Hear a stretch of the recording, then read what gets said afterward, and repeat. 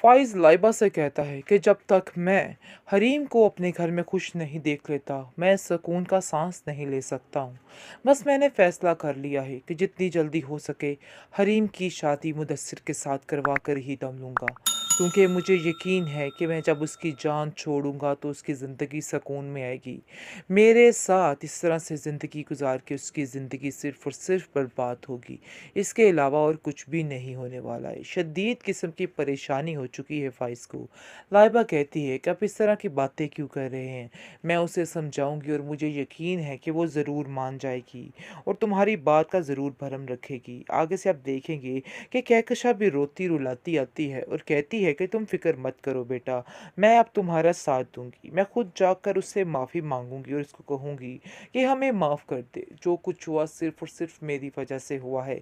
फ़ाइज़ की इन सब बातों में कोई गलती नहीं। मुझे यकीन है कि हरीम ज़रूर माफ़ कर देगी और उसका ज़र्फ़ बहुत बड़ा है, उसका दिल बहुत बड़ा है, वो कभी भी हमें ऐसे नहीं जाने देगी। आगे से आप देखेंगे कि फ़ाइज़ समझाता है अपनी माँ को कि वो हमें माफ़ तो कर देगी, लेकिन जो कुछ हमने उसके साथ किया है, वो भूलना उसके लिए बेहद मुश्किल है। वो जिसके साथ अपनी ज़िंदगी गुज़ारना चाह रही है, उसके साथ सोच रही है, उसके रास्ते में रुकावट मत बने तो ही अच्छा है। आप चाहेंगी, मैं नहीं चाहता कि वो अपने फ़ैसले से डगमगा जाए और अपने फ़ैसले पर मैं चाहता हूँ कायम रहे और अपनी ज़िंदगी को सुकून के साथ गुज़ारे।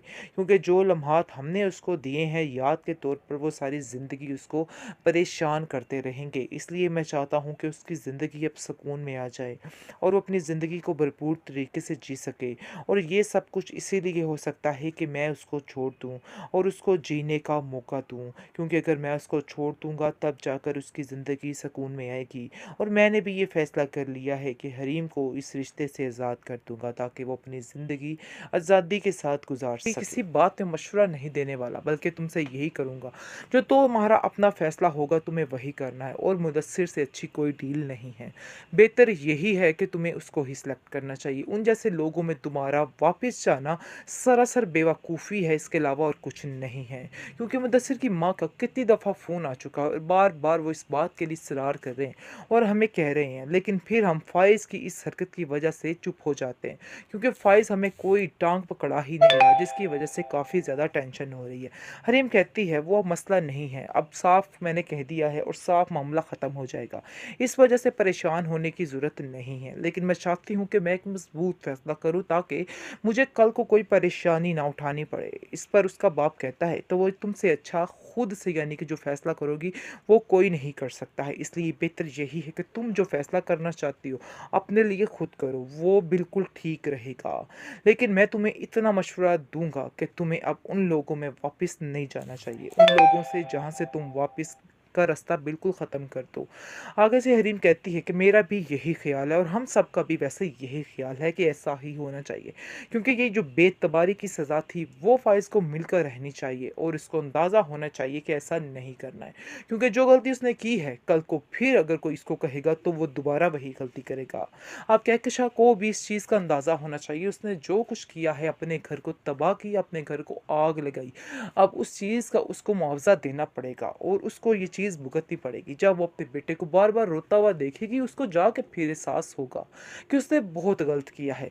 अभी इन बातों का एहसास उसके लिए बेहद मुश्किल है और वो नहीं कर सकती इस चीज़ का एहसास। इसलिए ये सब कुछ होना बेहद ज़रूरी है और उसको ऐसा ही करना चाहिए। इसलिए हरीम को हार मान लेनी चाहिए और बल्कि कह देना चाहिए साफ-साफ, जी अब मैं आप लोगों के साथ कोई रिश्ता नहीं रखूँगी। जी, ऐसा लग रहा है कि जैसे हरीम डगमगा गई है, क्योंकि उसकी खामोशी ये बता रही है कि वो नहीं छोड़ना चाह रही है फ़ाइज़ को।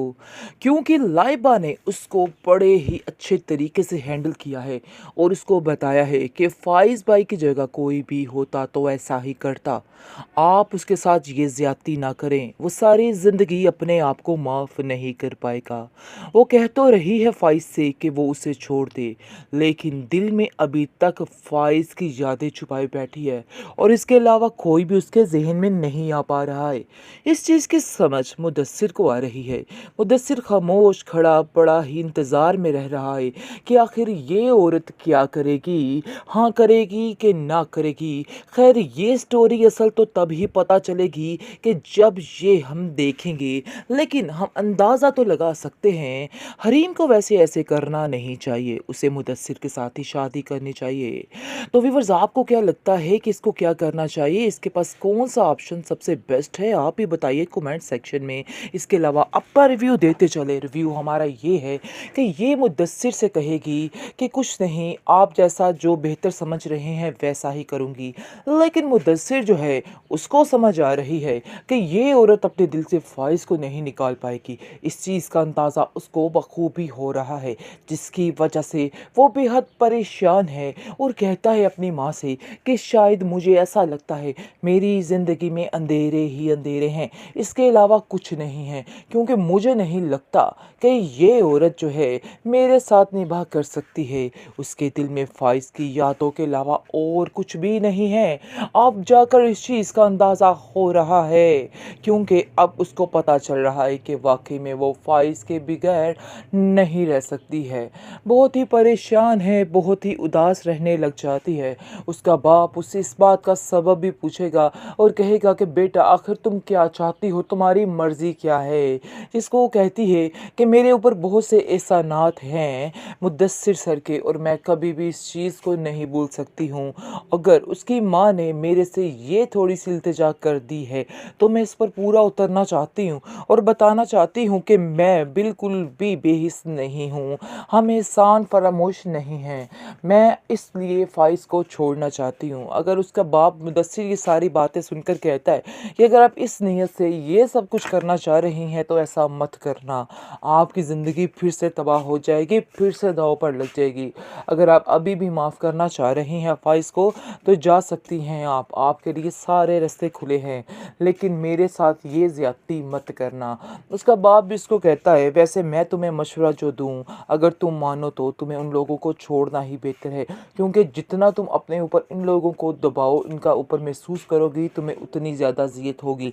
और अब हम लोग आपको ऐसे नहीं देख सकते, क्योंकि जैसे ही लाइबा की शादी होती है, इनवाइट करती है वो जाकर हरीम को और कहती है कि आप ज़रूर आइएगा, लेकिन उसका बाप इस चीज़ के लिए रज़ामंद नहीं होता है।